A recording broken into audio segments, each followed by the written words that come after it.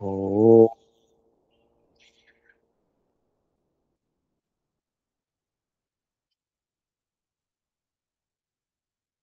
ओम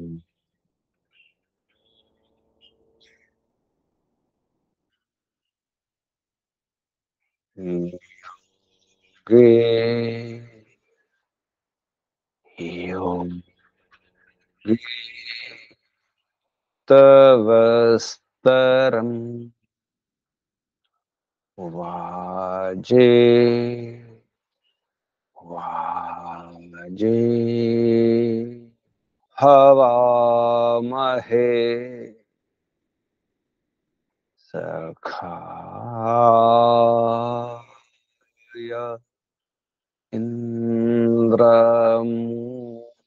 इंद्रमूतये सखाय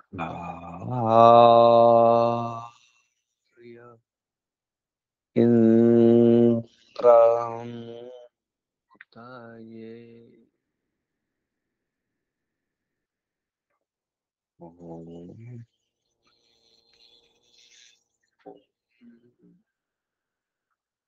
हिरण्मयेन पात्रेण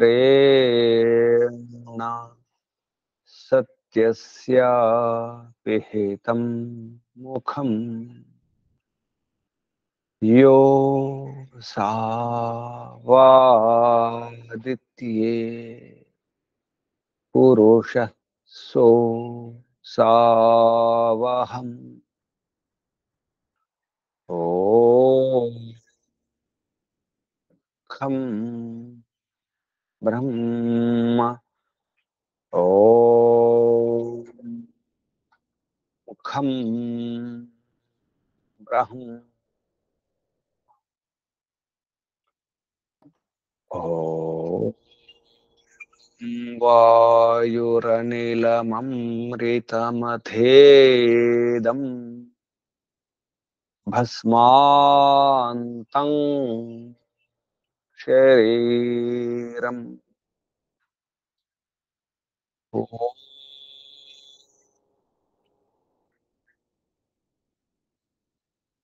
खम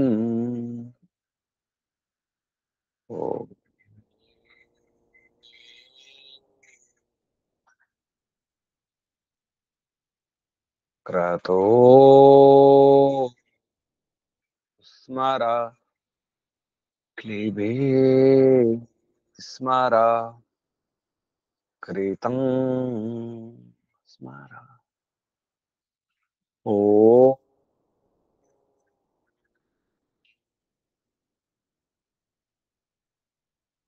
क्रतो स्मर क्लीबे स्मर कृतं स्मर ओ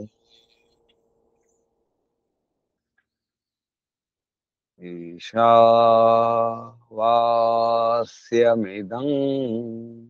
सर्वं यत्किंच जगत्यां जगत् तेन त्यक्तेन भुञ्जीथा मा गृधः कस्य स्विद्धनम् ते त्यक्ते भुञ्जीथा मा गृधः कस्य स्विद्धनम् मा गृधः कस्य स्विद्धनम् ओ शांति शांति शांति ओ परमपिता परमात्मा ओम ओम रक्षका ओम सर्वरक्षका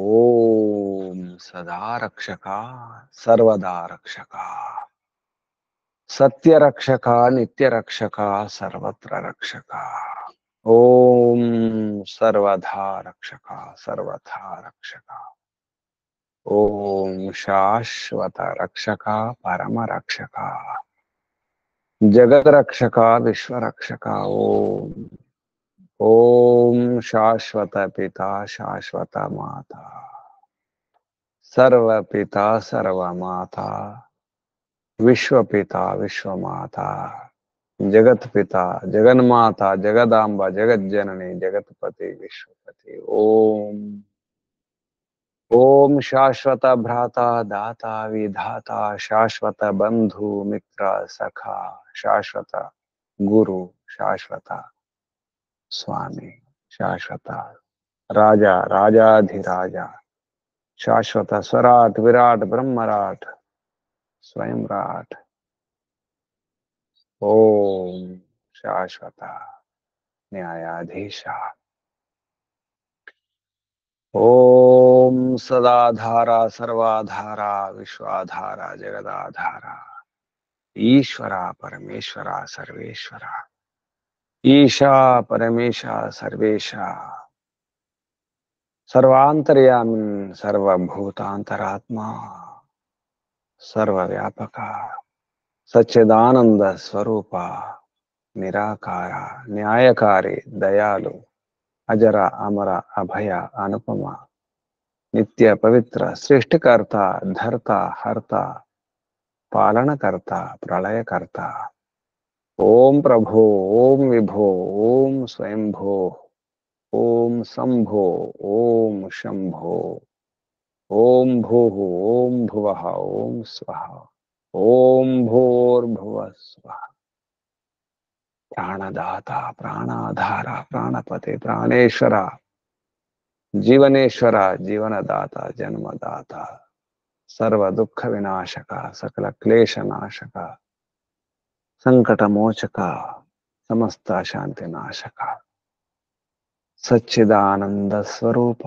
अनंतानंद घन आनंददाता आनंदकर सुखकर सुखदायक आत्मदा बलदा ज्ञानदा सर्वदा हर्षदा मोक्षदा ओम ओम ఓముకు వందనాలు ఋషులకు మహర్షులకు మునులకు యోగులకు గురువులకు ఆచార్యులకు అధ్యాపకులకు పెద్దలకు మాతాపితలకు శ్రేయోభిలాషులకు మిత్రులకు జడ చేతనాది చరాచర జగత్తుకు స్థావర జంగమాలకు వందనాలు सर्वेभ्यो नमो नमः प्रणवः प्रणव आत्मा बंधुవులారా శాశ్వత బంధువులారా బ్రహ్మ బంధువులారా ధర్మ బంధువులారా ఆత్మీయ బాంధవులారా మిత్రులారా అత్యంత దుఃఖ నివృత్తి అభిలాషులారా పూర్ణ పురుషార్థులారా మోక్షాకాంక్షులారా ముముక్షువులారా విశ్వాత్మ బ్రహ్మాత్మ పరమాత్మ సర్వాత్మ దర్శన అభిలాషులారా సాధకులారా ఈశ్వర ఆరాధకులారా పరమేశ్వర ఉపాసకులారా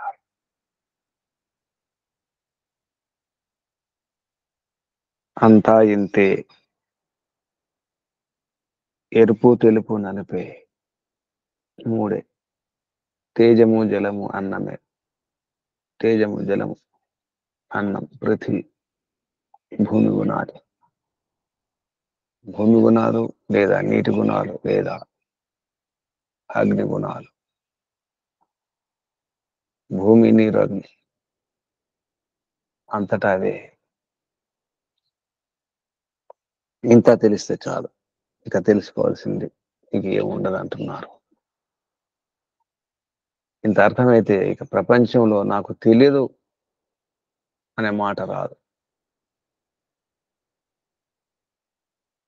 అంతా ఇంతే ఏ పదార్థమైనా మూడే అది ఏ పదార్థమైనప్పటికీ కూడా 3 పదార్థ కలయిక, సమ్మేళనం.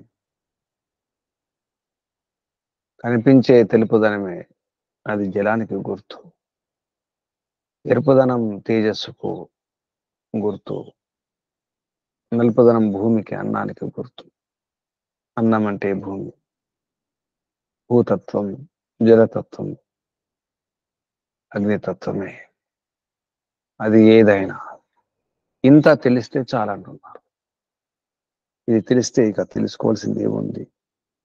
ఈ విషయం నాకు తెలియదు అనడానికి వీల్లేదు. ఈనాటి భాషలో కూడా, వైజ్ఞానికం కూడా అంతా ఇంతే. ఎలక్ట్రాన్, ప్రోటాన్, న్యూట్రానే. అక్కడ కూడా అంతే. అందులో కూడా ఈ రంగులు ఉన్నట్టు చెప్పడం జరుగుతుంది. అందులో నలుపు, తెలుపు, ఎరుపే.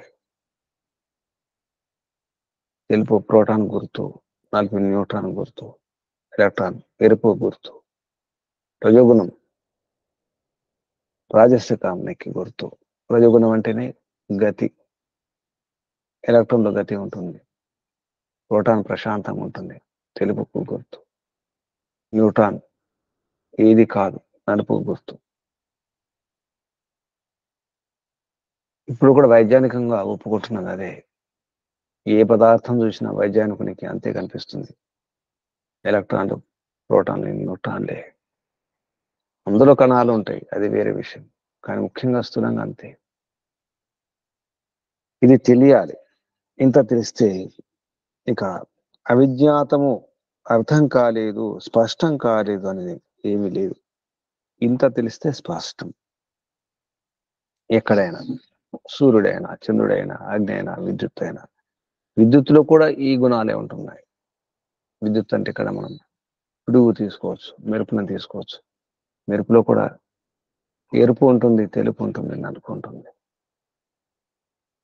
సూక్ష్మ అగ్నితత్వమే విద్యుత్తు. అందరూ కూడా అందుకే వారు మెరుపు మెరిస్తే ఉరుము, ఉరుమితే పిడుగులు వస్తే వర్షాలు ఎక్కువ వస్తాయి. పిడుగులు పడ్డప్పుడు వర్షం పెరిగిపోతుంది. నీటిలో విద్యుత్ ఉన్నట్టు కూడా చెప్పడం జరుగుతుంది. నీటిలో అగ్ని ఉంది, అగ్నిలో నీరు ఉంది. అగ్ని జ్వాలను గమనిస్తే ఎరుపు, తెలుపు, నలుపు జ్వాలను సరిగ్గా గమనిస్తే అగ్నిల మధ్యలో కూడా తెలుపు ఉంటుంది, జలతత్వం ఉంటుంది. ఆ జలతత్వమే మనకు పొగరూపంలో కనిపిస్తుంది. పొగరూపంలో కనిపిస్తుంది, తెలుపు కనిపిస్తుంది అంటే అందులో జల కణాలు ఉన్నట్టే, నీటి కణాలు ఉన్నట్టే. మేఘాల్లో నీటి కణాలు ఉంటాయి. ఎక్కువ ఆవిరి రూపం ఉన్నప్పుడు తెలుపుగా కనిపిస్తుంది. ఆ మేఘలో నీరు ఎక్కువ ఉన్నప్పుడు కారు మబ్బులు వస్తాయి, నల్లని మబ్బులు, నల్లని మేఘాలు వస్తాయి. నల్లని మేఘాలు బరువుగా ఉంటాయి. నీరు ఎక్కువ ఉంది కాబట్టి నలుపుగా కనిపిస్తుంది. అందులో భూమి కణాలు ఎక్కువ ఉంటాయి, బరువు పెరిగిపోతాయి. అందుకే వర్షం కురుస్తుంది. దేనైనా చూసిన, ఒక పువ్వును గమనించిన ఎర్రదనం ఉంది, ఎరుపు ఉందంటే అందులో అగ్నిగుణం ఎక్కువ ఉన్నట్టు.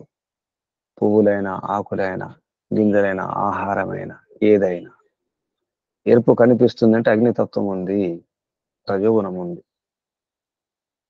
తెలుపు కనిపిస్తుందంటే నీరు ఉందని తెలుసుకోవాలి. మన శరీరంలో కూడా మూడే ఉంటాయి, వాత, పిత్త, కఫాలే ఉంటాయి. వాతం, పిత్తం, కఫమే. పిత్తం అనేది ఎరుపు గుర్తు. అందులో అగ్నితత్వం ఉంటుంది, మండిపోతుంది పైత్యం పెరిగినప్పుడు. కఫం జలతత్వం. జలము పృథ్వీతత్వం కూడా కలిసి ఉంటుంది. కఫం కూడా రంగు మారవచ్చు. తెలుపు గుర్తు, అందులో జలతత్వం ఉంటుంది. నలుపు గుర్తు వాతం నిజానికి. అందుకే వాత శరీరం వాళ్ళ యొక్క లక్షణాలు, వారి యొక్క మలం వాతం పెరిగినప్పుడు మలం నలుపుగా వస్తుంది. మల విసర్జన చేసేటప్పుడు మలం నల్లగా వస్తుంది, అంటే వాతం పెరుగుతూ వస్తుంది. వాతం ఎక్కువైపోయి శరీరమే శుద్ధి చేసుకుంటుంది, మలంలో నలుపుదనం వస్తుంది. మనంలో తెలుపుదనం వస్తుందంటే అది కఫానికి గుర్తు. మనములో పసుపచ్చ లేదా ఎరుపు వస్తుందంటే అది పైత్యానికి గుర్తు. శరీరంలో కూడా అవే ఉన్నాయి. మన మలాన్ని గమనిస్తే తెలుస్తుంది. మన మూత్రాన్ని గమనిస్తే తెలుస్తుంది. ఎక్కువ నీరు తాగినప్పుడు మూత్రం తెల్లగా వస్తుంది, పచ్చగా వస్తుంది, నల్లగా కూడా వస్తుంది కొన్ని ధాతులు పోయేటప్పుడు. మూత్రం ద్వారా కూడా పైత్యం పోతుంది. మూత్రం కూడా ఎర్రగా వస్తుంది, పచ్చగా వస్తుంది, తెల్లగా వస్తుంది, నల్లగా కూడా వస్తుంది. ఇదంతా గమనిస్తుంటే అంతా ఇంతే, ఎరుపు తెలుపు నలిపే, ఎక్కడ చూసినా అంతే. దీన్ని బట్టి అర్థం చేసుకోవాలి. సూర్యునిలో కూడా అదే కనిపిస్తుంది మనకు. సూర్యోదయం సమయంలో ఎక్కువ ఎర్రగా కనిపిస్తుంది, కొంత పసుపు రంగు కూడా ఉంటుంది. సూర్యోదయం అయిన తర్వాత దినం పెరిగే కొద్దీ ఆ సూర్య కిరణాలు లేదా ఆ సూర్యుడే తెలుపుగా కనిపిస్తాడు. అందులో నల్లని చుక్కలు కూడా ఉంటాయి. సూర్యాస్తమయంలో రంగులు మారుతాయి, చివరికి చీకటిగా మారిపోతుంది. చీకటిగా మారేటప్పుడు అక్కడ మనకు నలుపు కూడా కనిపిస్తుంది. చంద్రుడు కూడా అంతే. చంద్రోదయం చంద్ర అస్తమయాన్ని గమనిస్తే, సాయంత్రం పూట చంద్రుడు ఉదయిస్తున్నప్పుడు గమనిస్తే అక్కడ ఎరుపు కూడా కనిపిస్తుంది. చంద్రుడిలో కూడా తెలుపు ఉంటుంది, పిండార పోసినట్టుగా. పండు వెన్నెల జ్యోత్స్న తెలుపు ఉంటుంది. పౌర్ణమి రోజు ఇంకా స్పష్టంగా తెలుస్తుంది. చంద్రుల్లో కూడా ఈ గుణాలు ఉన్నాయి, ఇవే ఉన్నాయి, ఈ తత్వాలే ఎరుపు తెలుపు నలిపే. అంటే చంద్రుల్లో నీరున్నట్టే, అగ్ని ఉన్నట్టే, భూమితత్వం ఉన్నట్టే సూర్యుడిలో కూడా ఉన్నాయి. అగ్ని ఉంది. సూర్యుడు ఒక అగ్ని గోళం. కేవలం అగ్ని మాత్రమే కాదు, నీరు కూడా ఉంది. నీరు మాత్రమే కాదు, భూమి కణాలు, భూతత్వం కూడా ఉంది. ఇటువంటి లోతైన విషయాలను, సూక్ష్మ విషయాలను, ఎన్నో రహస్య విషయాలను, వైజ్ఞానిక విషయాలను ఋషులు ఊరికే చెప్పడం జరుగుతుంది. మాటల్లోనే వారు అంతర్ముఖంలో ధ్యాన స్థితిలో ఉన్నప్పుడు తెలుసుకున్న విషయాలు. కేవలం యోగాభ్యాసం చేస్తూ లోపలికి వెళ్ళి అంతర్యాత్ర చేస్తూ అంతర్లోకంలోనే కళ్ళు మూసుకొనే ఎన్నో విషయాలు పరిశోధించి అన్వేషించి చెప్పడం జరిగింది. ఈనాటి వైజ్ఞానికులకు కూడా అర్థం కాని ఎన్నో విషయాలు ఇప్పుడు లక్షల సంవత్సరాల క్రితమే చెప్పడం జరిగింది. దానికి ఒక ఉదాహరణ. అంతేకాదు, మనం తీసుకునే ఆహారం ఏమవుతుంది, త్రాగే నీరేమవుతుంది, ఏది ఏమవుతుంది, దాని యొక్క స్థూల తత్వం ఏమిటి, మధ్యమ తత్వం ఏమిటి, సూక్ష్మతత్వం ఏమిటి, ఏ తత్వం ఎలా మారుతుంది, మన మనస్సు ఉంది, మనస్సు యొక్క రహస్యం ఏమిటి, మాట యొక్క రహస్యం ఏమిటి, మన శ్వాస యొక్క రహస్యం ఏమిటి, ఇటువంటి విషయాలు కూడా బోధించడం జరిగింది ఛాందోగ్య ఉపనిషత్తులో షష్ఠ ప్రపాఠకము, 6వ ప్రపాఠకములో. ఛాందోగ్య ఉపనిషత్తు 6వ ప్రపాఠకము. ఇందులో విద్యుత్తు గురించి, విద్యుత్తులో కూడా రక్తవర్ణము, శుక్లవర్ణము, కృష్ణవర్ణం, ఎరుపు తెలుపు నలుపు గురించి చెప్పడం జరిగింది. ఇది 4వ ఖండములో, 6వ ప్రపాఠకము 4వ ఖండములో అగ్ని, సూర్యుడు, చంద్రుడు గురించి చెబుతూ ఆ క్రమంలో విద్యుత్తులో కూడా విద్యుతో రోహితం రూపం తేజస తద్రూపం యత్ శుక్లం తదపాం యత్కృష్ణం తదన్నస్య అపాగాద్ విద్యుతో విద్యుత్వం వాచారంభనం వికారో నామధేయం త్రీణి రూపాణి ఇది ఏవ సత్యం. ఇందులో మూడే రూపాలు ఉన్నాయి, ఇది సత్యం. త్రీణి రూపాణి ఇది ఏవ, 3 రూపాలు మాత్రమే ఉన్నాయి. ఆ రూపాలు రోహితం, శుక్లం, కృష్ణం, ఎరుపు తెలుపు నలుపు. ఇది విద్యుత్తులో కూడా.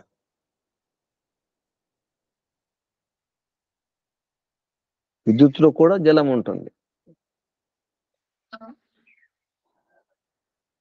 దానికి వైజ్ఞానికులు పరిశోధించవలసిన విషయం ఇది.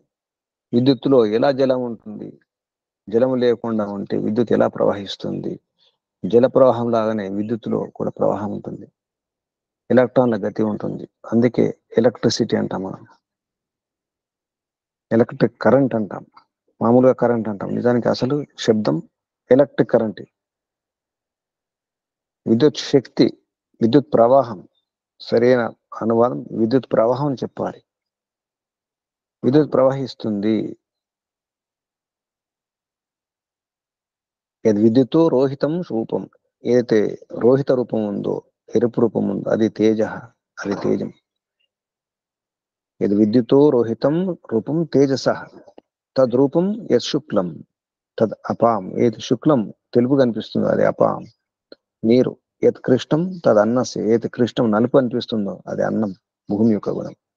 అపాగాత్ ఒకవేళ విడదీస్తే, విడగొట్టేస్తే, లేకుండా చేస్తే అది విద్యుత్తు, విద్యుత్ తత్వమే కాదు, విద్యుత్తే కాదు. అపాగా విద్యుత్తో విద్యుత్వం ఆచారం పేరు అవుతుంది, కేవలం పేరు మాత్రమే విడగొట్టేస్తే. కనుక వికారమే, మాట విలాసం మాత్రం, ఇంకా తప్పేం లేదు. నామదేహం పేరుకు మాత్రమే, నామం మాత్రమే. ఈ త్రీని రూపాన్ని, ఇది 3 రూపాలు మాత్రమే సత్యం. ఇలా చెప్పడం జరిగింది. ఇటువంటి రహస్యాలను ఎవరైతే తెలుసుకుంటారో వారు ఇక నాకు ఇది తెలియదు, నాకు ఇది స్పష్టం కాలేదు, నేను ఎప్పుడు వినలేదు అనడానికి లేదు అన్నమాట చెప్తున్నారు. ఏతద్ హ, ఏతద్ హ వై తద్, ఏతద్ధస్మై వా వై తద్ విద్వాంస ఆహు పూర్వే మహాశాల మహాశ్రోత్రియ నా నో అద్య కర్షణ అశ్రుతం అమతం అవిజ్ఞాతం ఉదాహరిష్యతి ఇతి హి ఏభ్య విదాంచక్రుః. ఏతద్ హ స్మ వై, ఇదేతుందో తెలిసినటువంటి ఈ విషయం ఏతుందో ఈ రకంగా తెలుసుకుంటే, తద్ విద్వాంస, ఆ విద్వాంసుడు, తెలుసుకున్నవారు, ఆహు అంటారు, ఏమంటారు, పూర్వే మహాశాల, ఈ మహాశాలురు మహాశ్రోత్రుడు ఇంతకుముందు చెప్పడం జరిగింది. 5 జిజ్ఞాసులు, ఉద్దాలకుడు, 6 కలిసి అశ్వపతి రాజు వద్దకు వెళ్ళడం జరుగుతుంది. ఇక్కడ మహాశాల ఉన్నవారు, పెద్ద పెద్ద భవనాలు ఉన్నవారు, రాజప్రసాద లాంటి పెద్ద పెద్ద భవనాలు లాంటి ధనవంతులు, ఏ కొరత లేని వారు, ధనికులు, మహాశ్రోత్రియులు, మహామహా యాగాలు యజ్ఞాలు చేసిన వారు, చేయించిన వారు, వేదాభ్యాసం చేసి వేద విద్వాంసులైన వారు కూడా, వారు కూడా సందేహం కలిగినప్పుడు సందేహ నివృత్తి చేసుకుని ఇటువంటి సూక్ష్మ విషయాలను అర్థం చేసుకున్న తర్వాత ఇక మాకు ఇది వినలేదు, మాకు ఇది తెలియదు, అశ్రుతం అమతం, మేము మరణం చింతనం చేయలేదు, మాకు మరణ చింతనానికి అందని విషయం ఇది, తెలియని విషయం ఇది అని అనడానికి వీల్లేదు. ఈ విషయం అర్థమైతే నా అద్య, నహ అంటే మాకు, అద్య ఈ రోజు, కష్టన ఎవరు కూడా, ఏ వ్యక్తి కూడా అనలేడు, నా అశ్రుతం, నా అమతం, నా అవిజ్ఞాతం, ఉదాహరిష్యతి అంటే అంటారు, ఉదాహరణ చెబుతారు. అంటే ఉదాహరణ కూడా ఉండదు ఇటువంటి. హా ఏభ్యో విధాంచక్రు, ఈ విధంగా తెలిసిన వారు, విధాంచక్రు ఎవరైతే తెలుసుకుని ఉన్నారో వారు. నిజానికి రక్తవర్ణమే, శుక్లవర్ణమే, కృష్ణవర్ణమే. అయితే రక్తం అనిపిస్తుందో, ఎరుపు అనిపిస్తుందో, యద్ ఊ రోహితం ఇవ అభూత్ ఇది తేజస తద్రూపం ఇది. అయితే ఎరుపు అనిపిస్తుందో, రోహితం ఎరుపు అనిపిస్తుందో, అలా అనిపిస్తుందో, రోహితం రోహితం ఇవ, రోహితం లాగా ఎరుపులాగా అనిపిస్తుందో, అలా ఉందో అది తేజస రూపం, తేజస్సు యొక్క రూపం, అగ్ని యొక్క రూపం. తద్ విధాంచక్రు, దాన్ని తెలుసుకోవాలి, తెలుసుకున్నారు. అర్థం చేసుకున్నారు. శుక్లమివ అభూత్ ఇది అపాం రూపమితి తద్ విధాంచక్రు. అయితే శుక్లం తెలుపు లాగా అనిపించిందో, ఏదో శుక్లం ఇవ అభూత్, శుక్లం లాగా తెల్ల ఉన్నట్టుగా అనిపించిందో అది అపాం రూపం ఇది, అది జలం యొక్క రూపం అని తెలుసుకున్నారు. ఏదో కృష్ణం ఇవ అభూత్, ఏది కృష్ణం లాగా అనిపించిందో ఇది అన్నస్య, అది అన్నం యొక్క, భూమి యొక్క తద్ విధాంచక్రు అని తెలుసుకున్నారు, అర్థం చేసుకున్నారు. అప్పుడు ఇక అవిజ్ఞాతం, తెలియదు అనే మాట లేదు. ఈ మూడు దేవతల గురించి, జలము, అగ్ని, ఈ భూమి, మనం క్రమంగా చెప్పుకుంటే నిజానికి ఆకాశాద్ వాయు, వాయు అగ్ని, అగ్ని ఆప, అభ్య పృథ్వీ. ఈ సృష్టి నిర్మాణ క్రమంలో కూడా ఆకాశం, ఆకాశం వాయువు, వాయువు అగ్ని, అగ్ని జలము, జలము పృథ్వీ. ఇది క్రమం. సూక్ష్మం నుండి స్థూలం. ఆకాశం సూక్ష్మం, పంచమహాభూతాలలో అన్నిటికంటే సూక్ష్మం ఆకాశం. దానికంటే కొంచెం స్థూలము వాయువు, దానికంటే ఇంకా స్థూలం. వాయువు కనిపించదు, ఆకాశం కనిపించదు. వాయువు కంటే స్థూలము అగ్ని, అగ్ని కంటే స్థూలము జలము, జలము కంటే స్థూలము పృథివీ. ఇది క్రమం. అందులో ఆకాశం వాయువు కనిపించదు కాబట్టి ఈ రంగుల్లో అవి లేవు. ఆకాశం కనిపించదు, ఆకాశానికి రంగు లేదు, రూపం లేదు. వాయువుకు రూపం లేదు, ఉన్నట్టు తెలుస్తుంది. ఆకాశం ఉన్నట్టు కూడా తెలియదు. వాయువు వీచినప్పుడు, స్పర్శించినప్పుడు స్పర్శ గుణంతో తెలుస్తుంది. ఆకాశం యొక్క మూల గుణము, ముఖ్యమైన గుణము కేవలం శబ్దం మాత్రమే. వాయువు యొక్క ముఖ్యమైన గుణము స్పర్శ, స్పర్శవాన్ వాయు. రూపం అగ్ని యొక్క గుణం, జలం యొక్క గుణము రసము, భూమి గుణము గంధము అని చెప్పడం జరిగింది. అప్సు శీతత గంధవతి పృథివీ. కాబట్టి మూడే మనకు కనిపిస్తాయి. అందుకే ఆ మూడు గురించి చెప్పడం, ఎరుపు, తెలుపు, నలుపు, అగ్ని, జలము, పృథివీ. పృథ్వీని ఇక్కడ అన్నం అన్నారు. ఇంత తెలిస్తే చాలు, చాలా చాలా తెలిసినట్టు. దాని అర్థం, అసలు తత్వం, సూక్ష్మ విషయం అర్థం చేసుకోవాలి. మూల జ్ఞానాన్ని, యథార్థ జ్ఞానాన్ని తెలుసుకున్నప్పుడు నాకు తెలిసింది, అస్పష్టం ఏమీ లేదు, నేను ఇది వినలేదు, అశ్రుతం, అమతం, అవిజ్ఞాతం అనేది లేదు అని అర్థం చేసుకోవాలి. అంతవరకు ప్రయత్నం చేయాలి. నాకు ఇది తెలియదు, నేను వినలేదు, నేను మననం చింతనం చేయలేదు అనడానికి లేదు. శ్రవణం, మననం, నిధిధ్యాసనం, సాక్షాత్కారం విద్య పొందే మార్గాలు. విద్య ఎలా వస్తుందంటే ఈ మార్గం ద్వారా వస్తుంది. శ్రవణం, బాగా జాగ్రత్తగా శ్రద్ధగా వినాలి. అక్కడ వినడం అంటే చదవడం కూడా, అధ్యయనం కూడా. విన్నదాన్ని, చదివిన దాన్ని మననం చేసుకోవాలి, మాటి మాటికి గుర్తు చేసుకోవాలి, మర్చిపోకుండా ఉండడానికి. గుర్తు చేసుకున్న తర్వాత నిర్ణయం చేసుకోవాలి ప్రమాణాలతో, ఇది సరి అనేదేనా, ఇది అవునా కాదా. చాలా విన్నాం కానీ, ఎంతో అధ్యయనం చేసినాం కానీ, ఇది సరైనదా, అవునా కాదా.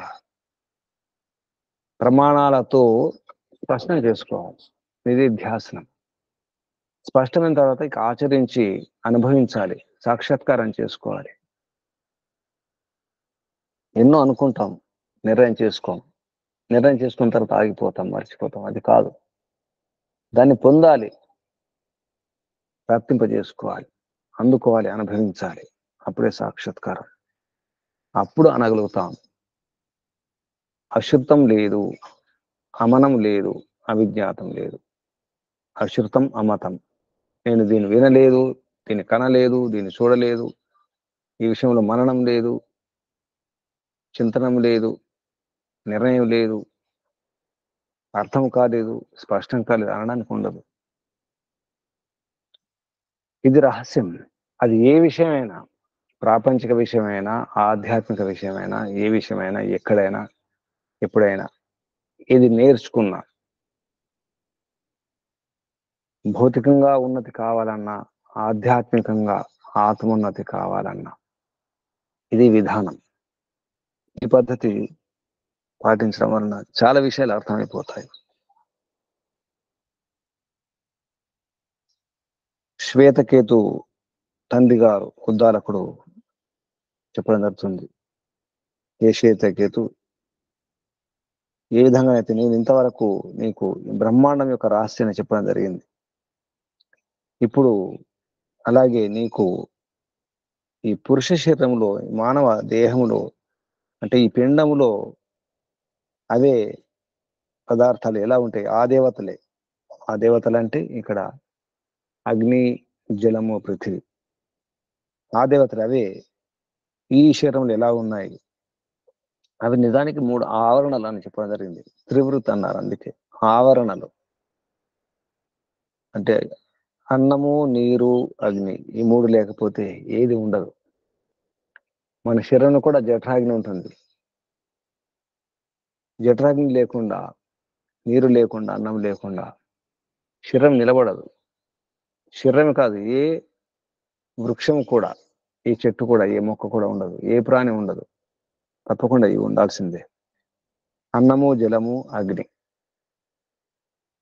మరి ఈ శరీరంలో ఈ పిండములు ఎలా ఉంటుందో చెప్పడం జరుగుతుంది శ్వేతకేతువుకు వారి నాన్నగారి ద్వారా, ఉద్దాలకుని ద్వారా. చాందోగ్య ఉపనిషత్ శ్రేష్ఠ ప్రపాఠకం 6వ ప్రపాఠకంలో 5వ ఖండములో అన్నం కూడా అంత అన్నం తిన్నాం, తిన్న తర్వాత ఏం జరిగింది, తింటున్నాం అంతే. దేనికోసం తింటున్నాము? రుచి కోసం తింటున్నామా? శరీరంలో బలం కోసం, పుష్టి కొరకు, ఆరోగ్యం కోసం తింటున్నామా? మనకి ఉద్దేశమే లేదు. ఆరోగ్యం కోసం అని అస్పృహ ఉంటే కదా, పుష్టి కోసం, బలం కోసం, ఎక్కువ రోజులు జీవించాలని, ఎక్కువ విషయాలు తెలుసుకోవాలి అనే ఉద్దేశం లేదు. 4 రుచులు కొట్టుకుపోతున్నాం, ఓడిపోతున్నాం. 4 నడిపిస్తుంది మనల్ని. అన్నం మింగేస్తున్నాం, సరిగ్గా నమలకుండానే ఊరికెలా మింగేస్తాం. తినడానికి కూడా ఓపిక లేదు. రుచుకున్నప్పుడు ఎక్కువ తినాలి కదా, ఎక్కువ నమలాలి కదా, అది కూడా చేయడం లేదు. రుచున్నప్పుడు గబగబా మింగేస్తారు కొందరు. ఎందుకంటే మళ్ళీ అయిపోతుంది, ఇంకెవరైనా తీసుకుంటారేమో అనే సంకోచంతో, భయంతో, తొందరపాటు. రుచికరంగా ఉన్న అన్నాన్ని కూడా ఎక్కువగా నమలడం లేదు. సరే, మింగిన తర్వాత అన్నం ఏం జరిగింది, లోపల ఏం జరుగుతుంది? తీసుకున్న ఆహారం రసంగా మారుతుంది. రసం రక్తం, రసరక్త మాంసం, ఏదో అస్థి, మజ్జ, వీర్యం. ఇది క్రమం. సప్త ధాతువులు. చివరి ధాతువు ఉంటుంది ఓజస్సు అనేది.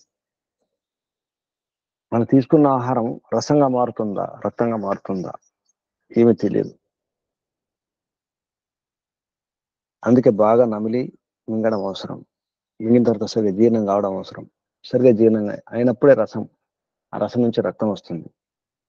లేకపోతే అంతా మలంలోనే పోతుంది. ఎంత బలమైన ఆహారం తీసుకున్నా, ఎంత విలువైన,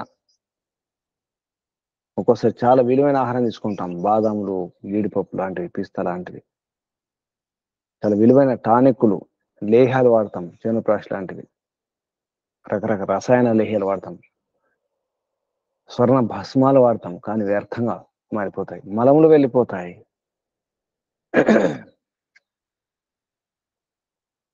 ఇక్కడ తెలియాలి అన్నం ఏమవుతుంది. చివరికి అందరికి అది వీర్యంగా మారాలి, ఓజస్సుగా మారాలి. తీసుకున్న అన్నం నిజానికి దానికి సూక్ష్మతత్వం ఏదో ఉందో అది మనసు పైన ప్రభావం చూపిస్తుంది, మనసుగా మారుతుంది. స్థూల భాగం విష్ఠ మలంగా వ్యర్థమైపోతుంది. మధ్య భాగం మాంసంగా మారుతుంది. అందుకే మధ్యలో మాంసం ఉంది. రసరక్త మాంసం, ఏదో అస్థి, మజ్జ, వీర్యం, ఓజస్సు. ఈ రహస్యాన్ని చెబుతున్నారు ఇక్కడ ఈ ఖండంలో, 5వ ఖండంలో. యద్ హూ అవిజ్ఞాతం ఇవ అని ఏది అనుకుంటున్నామో నాకు తెలియదని ఇది తెలుసుకోవాలి. ఇక్కడ బయట బ్రహ్మాండం గురించి మనం ఏదో తెలుసుకునే ప్రయత్నం చేస్తున్నాం, బయట గురించి నాకు ఇది తెలియదు, అది తెలియదు అని చెప్పేసి. తెలిసిపోయింది అనిపిస్తుంది. అది ఇది కొంచెం తెలుసుకున్న తర్వాత అంత అర్థమైపోయింది. కానీ మన వరకు వచ్చేసరికి మన గురించి మనకే తెలియదు. మన శరీరం గురించి, మన ఆకలి గురించి, మన దప్పికల గురించి, లోపల ఏం అడుగుతుంది, శరీరం ఏం అడుగుతుంది, శరీరం ఏం కోరుతుంది, మనస్సు ఏం కోరుతుంది, ఏ ఇంద్రియం ఏది కోరుతుంది, ఏ అంగం ఏం కోరుతుంది, కాళ్ళు ఏమంటున్నాయి, కీళ్ళు ఏమంటున్నాయి, గుండె ఏమంటుంది, మూత్రపిండాలు ఏమంటున్నాయి, లోపల వ్యవస్థలు ఏమంటున్నాయి, మూత్ర వ్యవస్థ, రక్త ప్రసరణ వ్యవస్థ, కేంద్ర నాడి మండల వ్యవస్థ, విసర్జక వ్యవస్థలు ఏమంటున్నాయి, ఏం కోరుతున్నాయి, ఏమి చూడడం లేదు. నిజానికి మన గురించి మనకే తెలియదు, అలా కాదు. కాబట్టి పిండం గురించి తెలుసుకోవడం అవసరం ఉందని శ్వేతకేతు నాన్నగారు చెప్పిన పిండంలో చూడండి, బయట బాగానే చూసుకుంటున్నారు, కానీ పిండంలో, శరీరంలో చూసుకోవాలి, మన లోపలికి వెళ్ళాలి. అన్నం అశితం, అశితం అన్నం, తిన్న అన్నం, అన్నం అశితం త్రేధా విధీయతే తస్య యః స్థవిష్ఠో ధాతుః తత్ పురీషం భవతి. అన్నం అశితం, అశితం అన్నం, తిన్న అన్నం, అన్నం అశితం, అశితం అన్నం, తిన్నటువంటి అన్నం త్రేధా విధీయతే, మూడు రకాలుగా మారిపోతుంది, 3 రూపాల్లో. త్రేధ 3 విధాలుగా, 3 రూపాలుగా ఉంటుంది, విధీయత అవుతుంది. తస్య యః స్థవిష్టో, దాని యొక్క ఆ తిన్న అన్నం యొక్క ఏదైతే స్థవిష్ట ధాతు ఉందో, స్థవిష్ట అంటే స్థూల ధాతు, స్థూలం అంశం, స్థవిష్ట స్థూలమైనటువంటి ధాతు అంశం ఉంటుందో అది తత్ పురీషం భవతి, అది పురీషం అవుతుంది, మలం అవుతుంది.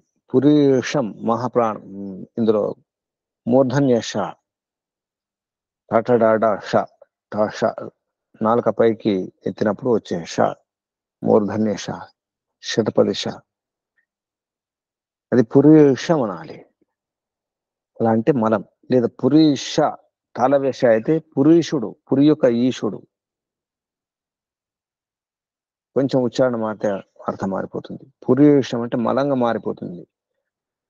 తిన్న అన్నము దాని యొక్క స్థూల అంశము మలంగా మారుతుంది. మధ్యమ, యో మధ్యమ తన్ మాంసం, తిన్న అన్నం యొక్క మధ్యమ భాగం, అది స్థూలము కాదు, సూక్ష్మము కాదు, మధ్యమ భాగం. మధ్యమ తన్ మాంసం యో అనిష్ట, ఏది అనిష్టమో, సూక్ష్మమో, తన మనః, అది తత్ మనః, అది మనసుగా మారుతుంది. తీసుకున్న ఆహారం యొక్క స్థూల భాగము, అంశము, అది పురీషం మలంగా మారితే మధ్యమ భాగం, మధ్యమాంశం మాంసంగా మారుతుంది. మనం తిన్న అన్నం యొక్క సూక్ష్మ అంశము మనసుగా మారుతుంది. అందుకే యథా అన్నం తథా మన అన్నారు. మనం ఎటువంటి ఆహారం తీసుకుంటే అటువంటి మనసు తయారవుతుంది. జైసే ఖాయే అన్న వైసే హోయే మన్, ఎటువంటి ఆహారం తీసుకుంటున్నాం అటువంటి మనస్సు. అన్నానికి మనసుకు సంబంధం. రాజసిక ఆహారం తీసుకుంటే మనసులో రజోగుణం పెరుగుతుంది, తామసిక ఆహారం తీసుకుంటే మనసులో తమస్సు, వ్యామోహం, విచక్షణ లేకపోవడం, బుద్ధి పనిచేయకపోవడం జరుగుతుంది. సాత్విక ఆహారం తీసుకుంటే శాంతిగా ఉంటుంది. మనసును ఆపాలంటే ఆహారంతోనే మొదలెట్టాలి. ఆహార శుద్ధం సత్వశుద్ధి, సత్వశుద్ధం ధ్రువాస్మృతి అని చెప్పేసి ఇంతకుముందు వచ్చింది. ఇదే చాంద్ర ఉపనిషత్తులో. తీసుకున్న ఆహారాన్ని బట్టే ఉంటుంది మనస్సు, దాన్ని బట్టి మన జీవితం కూడా ఉంటుంది. అందుకే ఆహారం యొక్క రహస్యం తెలిసి ఉండాలి. పిండమును చూసుకోవాలి, ఇది ఒక రహస్య విషయం. అలాగే జలం తీసుకునే, జలం అంటే ఇక్కడ ద్రవ పదార్థాలు, పాలు కావచ్చు, మజ్జిగ లాంటివి, పళ్ళ రసాలు లాంటివి, అందులో కళ్ళు, సార అన్నీ వచ్చేస్తాయి.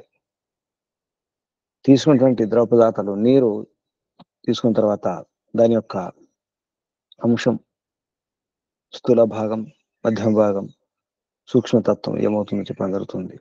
ఆపహ పీతాహ, పీతాహ ఆపహ, త్రాగిన నీరు, తాగినటువంటి నీరు, ఆపహ పీతాహ త్రేధా విధీయంతే, నీరు, త్రాగిన నీరు 3 విధాలుగా మారుతుంది. 3 రూపాల్లో ఉంటుంది. తాసాం యః స్థవిష్టో ధాతుః తన్మూత్రం భవతి. స్థూల భాగం మూత్రంగా మారిపోతుంది. యః స్థవిష్టః స్థూల భాగం తత్ మూత్రం తన్మూత్రం తన్మూత్రం భవతి. యో మధ్యమః తల్లోహితం. యో అనిష్టః స ప్రాణః. ఏతే స్థూల భాగం ఉంది అది మూత్రంగా మారిపోతుంది. మధ్యమ అది లోహితం రక్తంగా మారుతుంది. మధ్య భాగం రుధిరం. మన రక్తం శుద్ధిగా ఉండాలంటే అటువంటి పదార్థాలు తీసుకోవాలి. పళ్ళ రసాలు, నిమ్మరసం లాంటివి, తేనె లాంటివి, మజ్జిగ లాంటివి. పల్చని మజ్జిగ. మజ్జిగ అంటే పల్చని మజ్జిగ ఉండాలి, చిక్కటి మజ్జిగ కాదు. వెన్న తీసిన మజ్జిగ ఉండాలి. నీరు కూడా బాగుండాలి. రక్తం దోషమైతే, రక్తం దూషితం అయిపోతే రకరకాల రోగాలు వస్తాయి. చర్మ వ్యాధులు వస్తాయి, ఇంకా వింత వింత రోగాలు వస్తాయి రక్తం బాగాలేకపోతే. దానికి చాలా సరళమైనటువంటి చికిత్స నీరు త్రాగడమే. నీరు సరిలేకపోతే మూత్రపిండాలు రాళ్ళు కూడా వస్తాయి. దానికి సరైన చికిత్స నీరే, లేదా పళ్ళ రసాలు. ఆ విధంగా ప్రయత్నించాలి. ఎందుకంటే మూత్రం ద్వారా మనం తెలుసుకోవచ్చు ఎన్నో. అందుకే మూత్ర పరీక్ష చేయించడం జరుగుతుంది. స్థూల భాగం మూత్రం, మధ్యం భాగం లోహితం అన్నారు. మరి సూక్ష్మ భాగం ఏమవుతుంది? ప్రాణం, శ్వాస ప్రశ్వాసాలు పనిచేస్తుంది. మన శ్వాస ప్రశ్వాసాలు బాగుండాలి, మన ఊపిరి బాగుండాలి అంటే సరైన నీరు, సరైన ద్రవ పదార్థాలు తీసుకోవాలి. కళ్ళు, సారం, మద్య పానం లాంటివి మంచిది కాదు.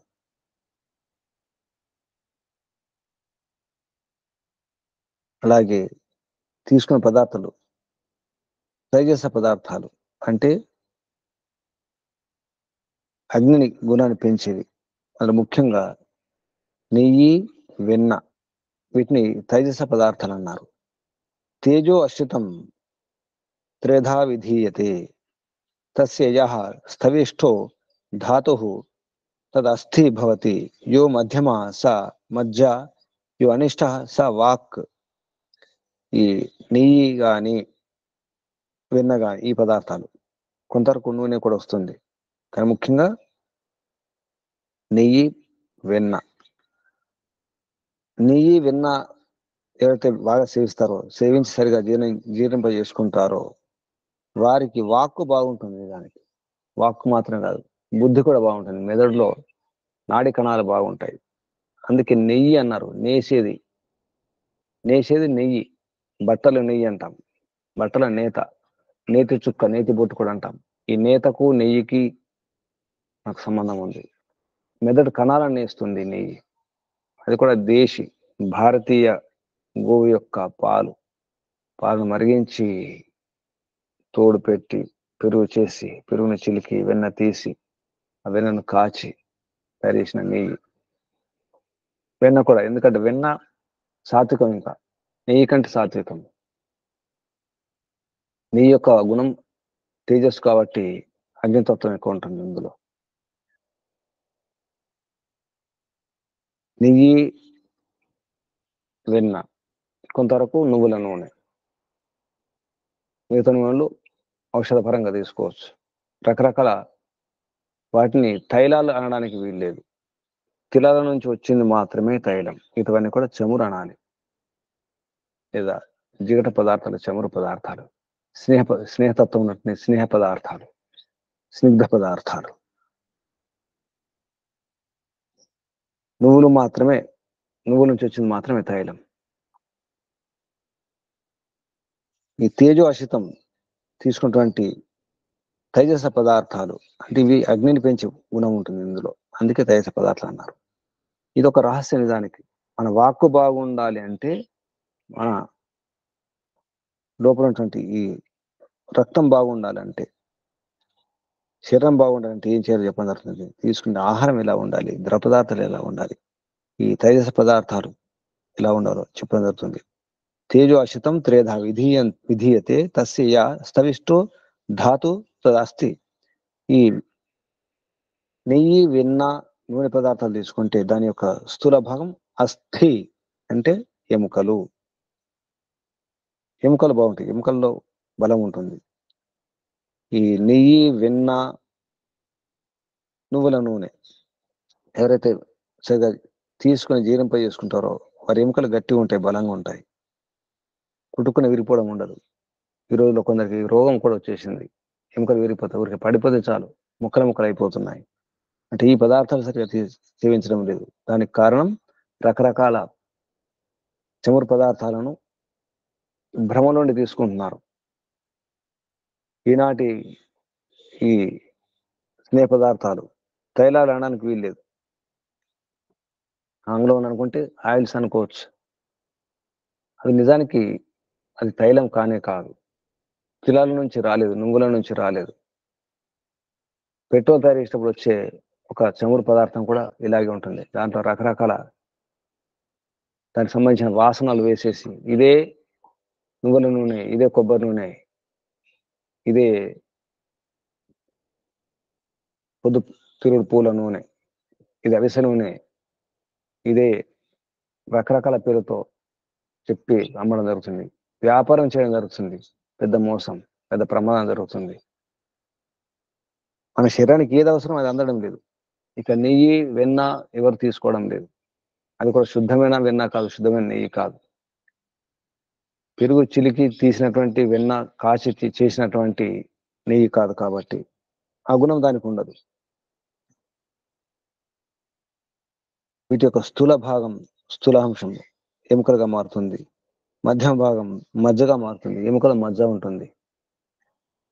మూలుగా అంటాం, ఇంగ్లీష్లో బోన్ మ్యారో అంటాం. మధ్య భాగం మజ్జగా మారితే దాని యొక్క సూక్ష్మ అంశము వాక్కుగా మారుతుంది. అది మన మాట బాగుండాలి, శుద్ధంగా ఉండాలి. మాట్లాడేటప్పుడు ఇది తోచడం లేదు, మాట రావడం లేదు, ఆ శబ్దం ఏమిటో స్ఫురించడం లేదు అనే సమస్య ఉండదు. ఎవరైతే మంచి నెయ్యి వాడతారో వాక్ శక్తి ఉంటుంది, స్మరణశక్తి ఉంటుంది, బుద్ధి బాగుంటుంది. మెదడులో నాడి కణాలు నేయబడతాయి నెయ్యి వలన. ఎందరో ప్రయోగం చేసి చెప్పినటువంటి విషయాలు కూడా, ఎందరో అనుభవం కూడా చెప్తున్నారు. ప్రతి నెయ్యి బాగా వాడతారో కేవలం వాడడం కాదు, జీర్ణింపజేసుకోవాలి. వ్యాయామం చేసి, ప్రాణాయామం చేసి, ఆసనాలు, సూర్య నమస్కారం లాంటివి చేసి ఎవరైతే అందరూ శరీరంలో నింపుకుంటారో వారికి ఈ ఫలితం వస్తుంది. లేకపోతే ఊరికి వెళ్ళిపోతాయి.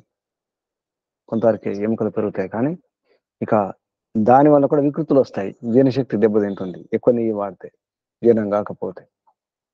నెయ్యి మంచిదే, తేనె మంచిదే, పాలు మంచివి, అన్ని మంచివి. చివరికి అమృతం కూడా అతి అయితే విషం అవుతుంది. అతి ఎప్పుడు కూడా అతి వర్జేయచ్చు. అతి అవుతే విషం అవుతుంది. అతి వినయం కూడా ధూర్తం అవుతుంది. అతి వినయం ధూర్త లక్షణం అన్నారు. అతిగా ఏది చేసినా పొరపాటే, అమృతమైన. అందుకే గమనించాలి, అదుపులో ఉంచుకొని, మన మనసును మన స్వాధీనంలో ఉంచుకొని, నియంత్రణలో ఉన్నప్పుడు సంయమనంతో మనం వ్యవహారం చేస్తే మన జీవనం మన చేతిలో ఉంటుంది. ముఖ్యంగా తీసుకునే ఆహారము, ఈ ద్రవ పదార్థాలు, ఈ నెయ్యి లాంటి పదార్థాలు కూడా. కొందరు నెయ్యి తాగేస్తారు బలం కొరకు, వ్యాయామం చేయరు, ఏమి చేయరు. అటువంటి ప్రయోగాలు చేసిన వారు కూడా ఉన్నారు. ఇక శరీరం పెరగదు, జీర్ణశక్తి పోతుంది, అసలు ఆకలి వేయదు, తిన్న జీర్ణం కాదు. పాలు మంచివే, అతిగా చేస్తే పిత్తం ఏం చేస్తుంది, వాంతులు అవుతాయి, లోపల బలాన్ని తీసేస్తుంది. పాల వలన బలం వస్తుంది, సంపూర్ణ ఆహారం పాలు. అతిగా తీసుకుంటే మంచిది కాదు, ఏదైనా అతి మంచిది కాదు. ఈ రహస్యాలను చెప్పడం జరుగుతుంది శ్వేతకేతు నాన్నగారు. అందుకే అన్నమయం హి సౌమ్యమనాయ్. అందుకే ఈ మనస్సుకు అన్నమయం మనః. హే సౌమ్య, హే శ్వేతకేతు, అన్నమయమే ఈ మనస్సు. ఆపోమయ ప్రాణ. ఈ ప్రాణం, ఈ శ్వాస అనేది నీటికి సంబంధం ఉంటుంది. ఆపోమయం ప్రాణ. తేజోమయి వాక్ ఇది, తేజోమయి వాక్. భూయ ఏవ మా భగవాన్ విజ్ఞాపయతి ఇతి విజ్ఞాపయతు ఇతి తథా సౌమ్య ఇతి హోవాచ. హే శ్వేతకేతు అని ఈ మూడు విషయాలు చెప్పడం జరుగుతుంది. మనస్సు యొక్క అసలు మన దాని దాని యొక్క రహస్యం అన్నమే. ప్రాణానికి రహస్యం ఆప నీరు, వాక్ తేజం. ఇక్కడ తేజం అంటే నెయ్యి, వెన్న, నువ్వుల నూనె. ఎందుకంటే ఇంతకుముందు చెప్పినటువంటి విషయం అదే. తేజము, జలము, అన్నం అని చెప్పినారు. అప్పుడు భూయ ఏవమా, నాన్నగారు ఇంకా చెప్పండి, భూయ ఎక్కువ చెప్పండి, ఇంకా స్పష్టం చేయండి. భూయ ఏవమా భగవాన్ విజ్ఞాపయతు, ఇంకా అర్థం చేయించండి, ఇంకా తెలియజేయండి. భగవాన్ తమరు మా నాకు భూయ ఎక్కువగా విజ్ఞాపయతు, ఇంకా ఎక్కువ చెప్పండి అని శ్వేతకేతు అడగడం జరుగుతుంది.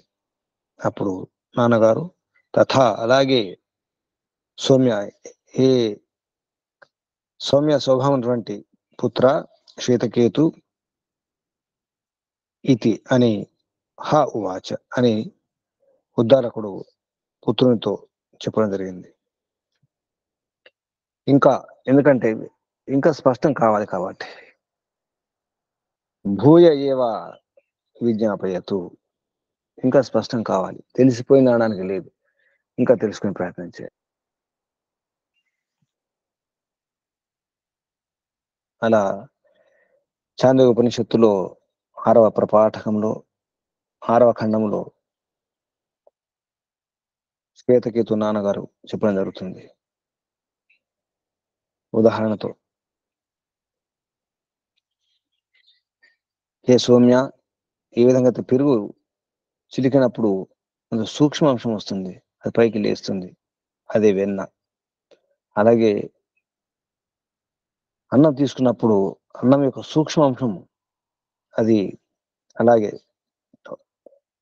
ఆ రకంగా మనస్సు వస్తుంది. పెరుగు చిలికినప్పుడు వెన్న ఏ విధంగా పైకి వస్తుందో అన్నం యొక్క అలాగే అన్నం చిలికినప్పుడు లేదా అన్నం యొక్క సూక్ష్మ భాగం అన్నమాట, అది మనస్సు అవుతుంది. అలాగే ఏ సౌమ్య, నీరు తాగినప్పుడు నీటి యొక్క సూక్ష్మ అంశము అది ప్రాణంగా మారుతుంది అని చెప్పడం జరుగుతుంది. అందుకే తీసుకున్న ఆహారాలు పదార్థాలు చాలా సరిగా ఉండాలి, గమనించాలి.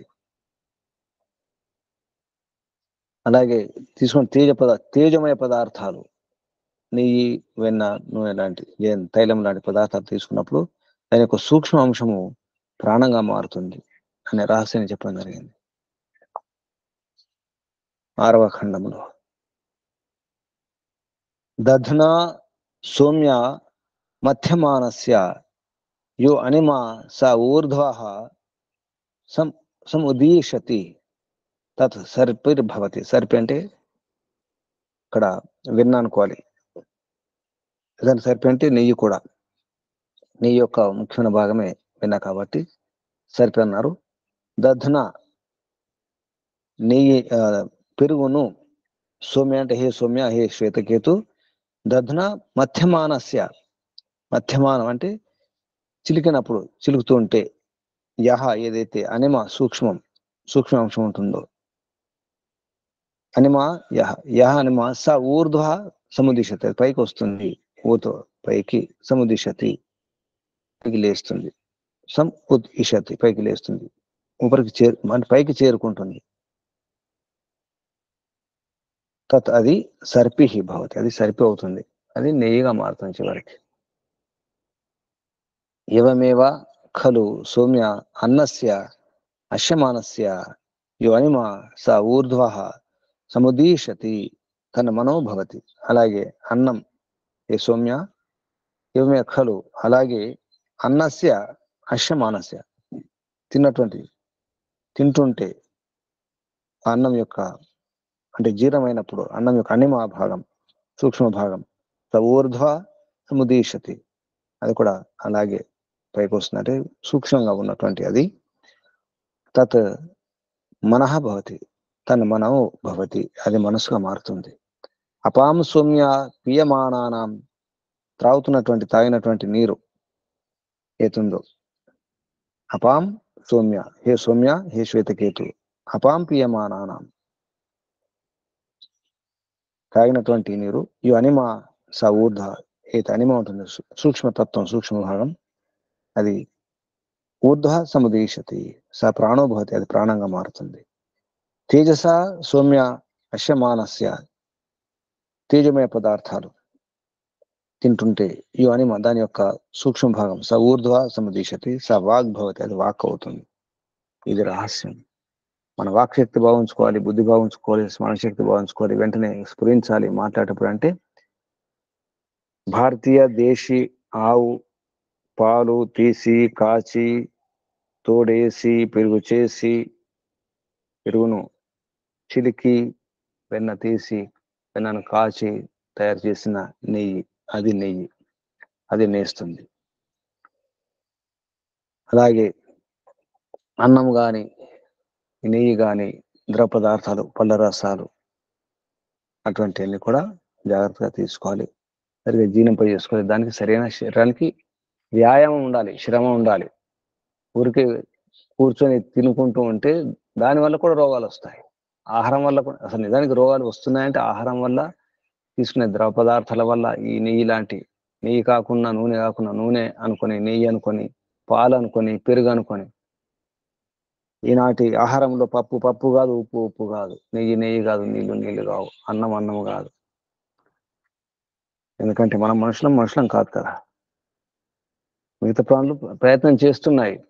కుక్క కుక్కలాగా ఉండడానికి, పంది పందిలాగా ఉండడానికి, పులి పులిలాగా ఉండడానికి, ఆవు ఆవులాగా ఉండడానికి ప్రయత్నం చేస్తున్నాయి. కానీ మనమే చెడగొట్టేస్తున్నాం, వాటిని నాశనం చేస్తున్నాం, చెడగొట్టేస్తున్నాం.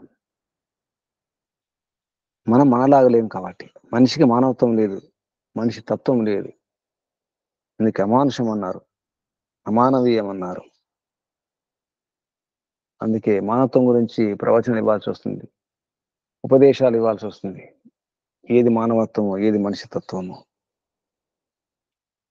ఈ విధంగా శ్వేతకేతును ఉద్దేశించి వారి నాన్నగారు ఉద్దాలకుడు ఈ విషయాన్ని చెప్పడం జరిగింది.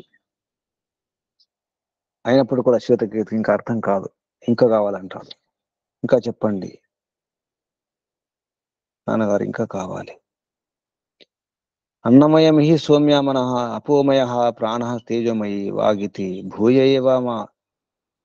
నాన్నగారు చెప్పండి, స్పష్టంగా చెప్పండి. అన్నమయమే మనస్సు, ఆపోమయం జలమయమే ప్రాణము, తేజోమయమే వాక్ అన్నప్పుడు భూయ ఏవ మా భగవాన్ విజ్ఞాపయతు ఇది. ఇంకా చెప్పండి, ఇంకా అధికంగా, ఇంకా స్పష్టం చేయండి, ఇంకా ఉపదేశించండి. తథా అలాగే సౌమ్య, హే సౌమ్య, హే శ్వేతకేతు, అలాగే తథా సౌమ్య ఇది హావాచ అని ఉద్దాలకుడు సరే అని చెప్పేసి ఇంకా మళ్ళీ ప్రారంభం చేయడం జరుగుతుంది. 7వ ఖండంలో ఈ విషయాన్ని ఇక్కడ ఆపేద్దాం. ఇంకా అప్పుడు పదార్థాల పురుషుని గురించి చెప్పడం జరుగుతుంది. అన్నం లేకపోతే ఎలా ఉంటుంది, నీరు లేకపోతే ఎలా ఉంటుంది, నీరు తాగితే మార్పు ఏమిటి, అన్నం తింటే మార్పు ఏమిటి, ఆకలితో ఉన్నప్పుడు ఏమవుతుంది, నీరు లేకుండా ఏమవుతుంది, ఆకలి చెప్పుకొని ఆపుకుంటే ఏమవుతుంది. ఇటువంటి విషయాలు తెలియాలంటే ఆయుర్వేదంలో చాలా విషయాలు చెప్పడం జరిగింది. చరకంలో, సుషుప్తంలో దీన్ని ఆపితే ఏ సమస్యలు వస్తాయి. నా వేగాంధరే ధీమాన్ అనే ఒక అధ్యాయం ఉంటుంది, అందులో భాగం నా వేగాంధరయే ధీమాన్. బుద్ధిమంతుడు ఈ వేగాన్ని ఆపకూడదు, ఆకలి దప్పికలు, నిద్రను, ఇటువంటి వాటిని ఆపకూడదు అని చెప్పేసి ఒక అంశం అక్కడ చరకంలో, సుషుప్తంలో చెప్పడం జరిగింది. వాగ్భటుడు కూడా అష్టాంగ హృదయంలో స్పష్టం చేయడం జరిగింది. ఆపకూడదు ఆకలి దప్పికలు, నిద్రను, ఆవలింతలను, దగ్గును, తుమ్ములను ఆపకూడదు, అపానమయాన్ని ఆపకూడదు, మలమూత్రాలు ఆపకూడదు, అలాగే ఎన్నో ఆపకూడదు. శ్వాసను పరిగెత్తుకుంటూ వచ్చినప్పుడు శ్వాస వస్తుంది, శ్వాస ఆడుతుంది వేగంగా, దాన్ని ఆపకూడదు. అలా ఆపకూడదు ఎన్నో ఉన్నాయి, ఆపేవి కూడా ఉన్నాయి, చాలా ఆపాలి. ఏది ఆపాలో ఏది ఆపకూడదు, ఎలా ఉండాలో, ఆరోగ్య నియమాలు ఏమిటో, ఆహార నియమాలు ఏమిటో, దినచర్య, రాత్రిచర్య, ఋతుచర్య తెలుసుకోవాలి. మన ఆరోగ్యానికి నిజానికి రహస్యం అది. దినచర్య, రాత్రిచర్య, ఋతుచర్య, చివరికి జీవనచర్య. మన జీవితానికి కూడా ఒక నియమాలు ఉండాలి. దినచర్య లాగానే జీవనచర్య ఉండాలి. జీవితంలో ఏం పాటించాలి, ఉదయం ఏం చేయాలి, మధ్యాహ్నం ఏం చేయాలి, సాయంత్రం ఏం చేయాలి, ఎలా పడుకోవాలి, ఎలా తినాలి, ఎప్పుడు తినాలి. దినచర్యలో మన సమయం రాసుకుంటున్నాం. ఉదయం ఏం చేద్దాం, మధ్యాహ్నం ఏం చేద్దాం, సాయంత్రం ఏం చేద్దాం, ఇప్పుడు దాని తర్వాత ఏమిటి, దీని తర్వాత ఏమిటి. కానీ ఉదయం ఎటువంటి ఆహారం తీసుకోవాలి, ఎటువంటి పానీయాలు తీసుకోవాలి, మధ్యాహ్నం ఎటువంటి తీసుకోవాలి, ఎంత తీసుకోవాలి, ఏ పదార్థం తీసుకోవాలి కూడా రాసుకోవాలి దినచర్యలో భాగంగా. అధ్యయనం చేస్తే ఏది అధ్యయనం చేయాలి, ఎంత అధ్యయనం చేయాలి, ఎంత తెలుసుకోవాలి. అలాగే జీవితంలో కూడా ఏ వయసులో ఎంత తెలుసుకోవాలి, తర్వాత 1 సంవత్సరం తర్వాత, 2 ఏళ్ల తర్వాత, 5 ఏళ్ల తర్వాత ఏది సాధించాలి, ఏం చేయాలి, అప్పుడు ఎలా ఉంటుంది జీవితం, శరీరం ఎలా సహకరిస్తుంది, అప్పుడు నేను ఎలా ఉండాలి, 10 ఏళ్ల తర్వాత ఎలా ఉండాలి, ఏం జరగబోతుంది ముందు తెలుసుకోవాలి. ఒక యోజన ఉండాలి, ఒక పథకం ఉండాలి జీవితానికి, జీవనచర్య. దినచర్య దినం వరకే. మరి రాత్రులు ఎలా ఉండాలి, ఎలా పడుకోవాలి, పడుకుంటే ఎలా పడుకోవాలి, ఎప్పుడు లేవాలి, రాత్రంతా ఎలా ఉండాలి, ఎటువంటి కళలు కనాలి, కళలు రాకుండా ఉండాలంటే ఏం చేయాలి, ఎంత కూడా రాత్రి వ్యవహారం కూడా తెలిసి ఉండాలి. దినం వ్యవహారం మాత్రం కాదు, రాత్రి వ్యవహారం, ఏ ఋతువులో ఎలా ఉండాలి, ఋతుచర్య కూడా ఉండాలి. అప్పుడే జీవితం ధన్యమవుతుంది, సార్థకమవుతుంది. దానికి కొంచెం స్పర్శించి చెప్పడం జరిగింది శ్వేతకేతు యొక్క నాన్నగారు ఉద్దాలకుడు. ఈ విధంగా మనం బ్రహ్మాండ రహస్యాన్ని, పిండ రహస్యాన్ని అర్థం చేసుకునే ప్రయత్నం చేస్తున్నాం. అసలు విషయం అర్థమైతే, మూలం తెలిస్తే ఈ అశ్రుతం, అమతం, అవిజ్ఞాతం అనేది ఉండదు. ఆరంభంలో కూడా చెప్పడం జరిగింది, అశ్రుతం, అమతం, అవిజ్ఞాతం ఉండకూడదు. నేను వినలేదు, ఇది చదవలేదు, చూడలేదు, ఈ మరణం చింతనం చేయలేదు, నిర్ణయం చేసుకోలేదు, నాకు అర్థం కాలేదు అన్న మాట రాకూడదు. ఈ మానవ జన్మలో ఈ పని చేయాలి. ఈ మానవ దేహం ఉన్నప్పుడు జీవాత్మ చేసే పని ఇది. అశ్రుతం, అమతం, అవిజ్ఞాతం ఉండకూడదు. దానికోసమే మనం వచ్చింది, దానికోసం.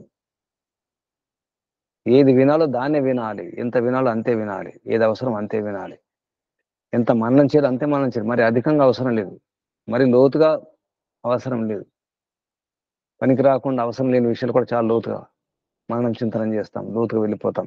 పనికి రాదు, ఏమి లాభం లేదు, బుద్ధి చెడిపోతుంది, నరాలు దెబ్బతింటాయి, తలనొప్పి వస్తుంది, ఆరోగ్యం చెడిపోతుంది. ఎంతవరకు లోతుకు వెళ్ళాలి అంతవరకు లోతుకు వెళ్ళాలి, అది ఏ విషయమైనా. అందుకే అశ్రుతం, అమతం, అవిజ్ఞాతం. ఎంతవరకు తెలుసుకోవాలి అంతవరకు తెలుసుకోండి. తెలుసుకున్న తర్వాత ఇంకా ఇంకా అంటే కుదరదు. ఇక్కడ శ్వేతకేతు ఇంకా చెప్పండి, భూయేవ భగవాన్ విజ్ఞాపయత అంటాడు. ఇంకా చెప్పండి నాన్నగారు, ఇంకా చెప్పండి. దానికి కూడా హద్దు ఉంటుంది, ఇంకా ఇంకా ఇంకా కూడా హద్దు ఉంటుంది. చివరికి అతి ప్రశ్న అవుతుంది. అతిగా పోసిన అవసరం ఉండదు, ఎక్కడో ఒక చోట ముగింపు ఉంటుంది. దానికి హద్దు ఉంటుంది, హద్దు దాటకూడదు. హద్దు దాటి అడిగితే అది అతి ప్రశ్న అవుతుంది. కాబట్టి దాని అడగడంలో కూడా, అడగడానికి కూడా మన అదుపులో మనం ఉండాలి, దానికి కూడా హద్దు ఉండాలి. అందుకే అడిగేటప్పుడే అర్థం చేసుకోవాలి. అడిగే ప్రశ్న దానికి అర్థం ఉందా లేదా.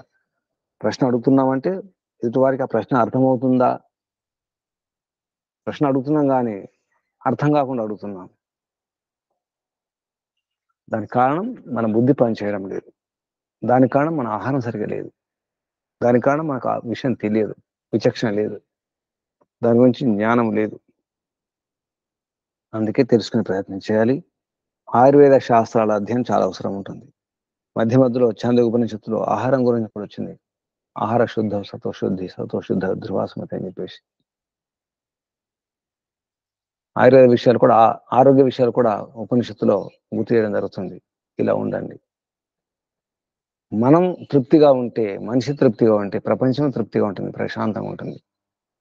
మనిషి ప్రశాంతంగా ఉండాలి. ఈ పిండం బాగుంటేనే బ్రహ్మాండాలు బాగుంటాయి. పిండానికి బ్రహ్మాండానికి సంబంధం ఉంది. ఇక్కడ ఆహారం తీసుకుని తృప్తిగా ఉన్నామంటే అక్కడ బ్రహ్మాండం బాగుండాలి. నేను ఒక్కనే కాదు, నేను ఒక్కని తృప్తిగా ఉంటే సరిపోదు. సమాజం అంతా బాగుండాలి, దేశం అంతా, ప్రపంచం అంతా. దేశం ప్రపంచమే కాదు, ఈ భూగోళమే కాదు, ఇతర గ్రహాలు కూడా, ఇతర బ్రహ్మాండాలు కూడా అక్కడ వరకు ఆలోచించాల్సి వస్తుంది. ఎందుకంటే మన భావాలు వైశ్విక భావాలు, విశాల భావాలు అంతవరకు ఉండాలి. పరమపిత పరమాత్మను చేరుకోవడానికి పరమాత్మ ఆనందాన్ని అనుభవించడానికి ప్రయత్నం చేస్తున్నప్పుడు పరమాత్మ అంతటి ఉన్నాడు, విశ్వమంతటి ఉన్నాడు, విశ్వపతి, విశ్వధాత, విశ్వాధారుడు, విశ్వేశ్వరుడు, పరమేశ్వరుడు, ఈశ్వరుడు నడిపించేవాడు, అంతర్యామి లోపల నుండి నడిపిస్తాడు. పరపిత పరమాత్మ తెలుసుకోవడానికి పిండం గురించి బాగా అవగాహన ఉండాలి. మన పిండం గురించి, మన శరీరం గురించి చూసుకోండి. ఎవరికి వారు చూసుకోండి. ఎటువంటి ఆహారం తీసుకుంటున్నాము, ఎటువంటి ద్రవ పదార్థాలు తీసుకుంటాం, ఎటువంటి నీటిని తీసుకుంటున్నాము, అసలు నిజానికి నెయ్యి వాడుతున్నామా, వెన్న వాడుతున్నామా, నువ్వులు నూనె వాడుతున్నాం. ఆ నువ్వులు ఏ నువ్వులు అన్ని గమనించాలి. ఏ నువ్వులు, అది ఏ నీరు, ఎటువంటి నీరు, ఉప్పు అయితే ఏ ఉప్పు, పప్పు అయితే ఏ పప్పు, నిజంగా పప్పేనా, నిజంగా ఉప్పేనా, నిజంగా పాలేనా, నిజంగా పెరిగేనా, భ్రమ నుండి తీసుకుంటున్నామా. పట్టణంలో ఉన్నవారు పాపం భ్రమలో ఉంటారు, అదే నిజం అనుకుంటారు. పాలు తాగుతున్నాం అనుకుంటారు, పెరుగు తిన్నాం అనుకుంటారు, నెయ్యి అనుకుంటారు, నూనె అనుకుంటారు. దానికంటే గిరిజనులైనా అనిపిస్తుంది. ఎవరు బుద్ధిమంతులు? అడవుల్లో ఉన్నటువంటి ఆ గిరిపుత్రులు, గిరిజనులు ఉన్నాయేమా, మనం ఉన్నాయేమా తెలిసిపోయింది అనిపిస్తుంది మనకు. మేధావులం అనుకుంటాం పట్టణాల్లో ఉండి, నగరాల్లో ఉండి. ఇప్పటికైనా కళ్ళు తెరవండి, తెలుసుకునే ప్రయత్నం చేయండి. నిజంగా అది పప్పేనా, అది ఉప్పేనా, అది నూనెనైనా, అవి నీళ్ళైనా, అవి పాలేనా గమనించండి. అలాగే జ్ఞాన విజ్ఞాన పేరుతో కూడా మేమే బుద్ధిమంతులం, మేధావులం, మాకు చాలా సైన్స్ తెలుసు, విద్య తెలుసు, విజ్ఞానం తెలుసు, అడవులు ఉండే వారికి ఏమి రాదు, గ్రామంలో ఉండే వారికి ఏది అర్థం కాదు, వారు మూర్ఖులు, అమాయకులు అని చెప్పేసి భ్రమలో ఉంటాం. అది కానే కాదు. విద్య అంటే 4 అక్షరాలు రావడం కాదు, 4 పట్టాలు రావడం కాదు. ఇటువంటి విషయాలు అధ్యయనం చేసినప్పుడు అర్థమవుతుంది. ఈ ఆరోగ్య విషయాలు అర్థం కావాలంటే ఆరోగ్య శాస్త్రాలు, చరకము, సుశ్రుతము, అష్టాంగ హృదయం లాంటి ఆరోగ్య శాస్త్రాలు అధ్యయనం చేయడం చాలా అవసరం. అధ్యయనం చేసి ఆచరించాలి. ఆహార నియమాలు, ఆరోగ్య నియమాలు ఆచరించినప్పుడు తెలుస్తుంది దాని యొక్క ఫలితం ఏమిటో, దాని యొక్క ప్రభావం ఏమిటో, మహిమ ఏమిటో. ప్రయత్నం చేద్దాం. ఇక్కడ ఛందోపనిషత్తులో ఇదొక స్పర్శ మాత్రమే గుర్తు చేయడం జరుగుతుంది. ఇటువైపు కూడా ఆలోచించండి. బ్రహ్మాండాలే కాదు, మీ పిండాల గురించి కూడా ఆలోచించుకోండి అని చెప్పడం జరుగుతుంది. శుభం. పరమపిత పరమాత్మకు, ఋషులకు, మహర్షులకు, మునులకు, యోగులకు, గురువులకు, ఆచార్యులకు, అధ్యాపకులు అందరూ కూడా ధన్యవాదాలు, వందనాలు. మహర్షి దయానంద సరస్వతి గారికి, వారి గురువు గారు, గురువర్య దండి స్వామి విరజానంద సరస్వతి గారికి ధన్యవాదాలు, వందనాలు, ప్రణామాలు అర్పిస్తూ, బంధులారా, సాధకులారా, మీ అందరూ కూడా ధన్యవాదాలు, వందనాలు, అభినందనలు, పరమపిత పరమాత్మ ఆశీర్వాదాలు. ఓం శం శమోం శుభం. 3 సార్లు ఓంకారం చెప్పండి. శ్వాస తీసుకోండి. ఓ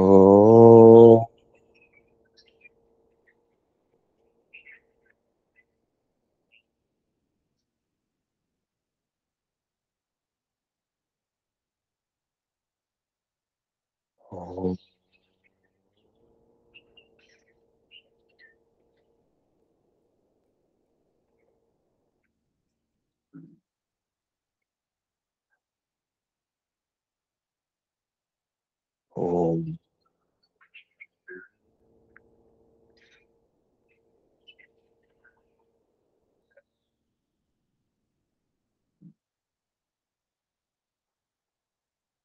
శాంతి శాంతి శాంతి. శాంతి పాఠం.